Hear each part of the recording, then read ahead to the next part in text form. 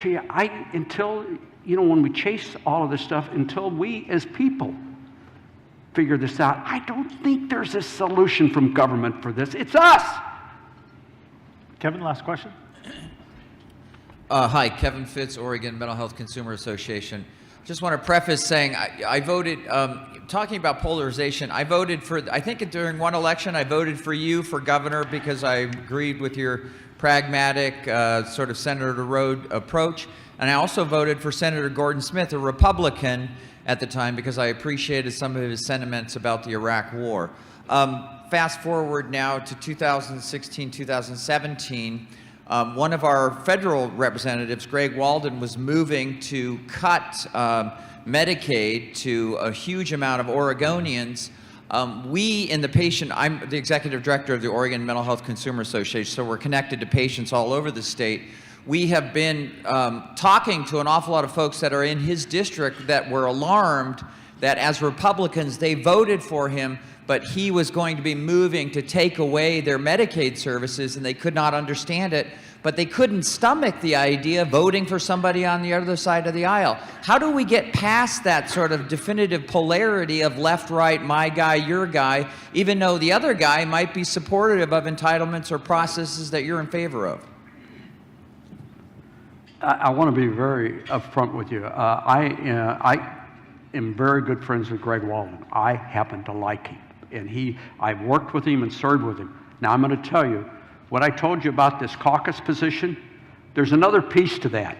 And I'm sure that Greg probably goes home at night wondering this. We haven't talked about it.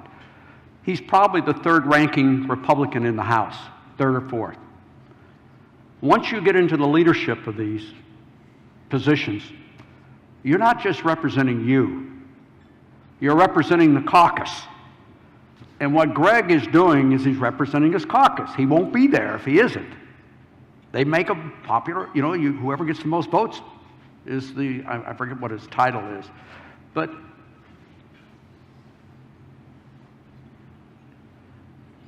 it's unfortunate that I think that the health care debate has gotten, as you described, it's not about an issue, it's about personalities. And it's unfortunate that we've gone down that path. But I'm going to go back when I ended, and I'll let you go. It is nobody. It's us. Why do you think the Russians engaged in this social media stuff? They knew they saw the fissures in this society of what we've done to ourselves in our political process and entered it and took advantage just to try to get people mad at each other. We're the ones that control this. And the question is, and where I started this, it isn't just about income inequality, about money. It's a cultural issue. And I think you're going to have to start seeing it as that.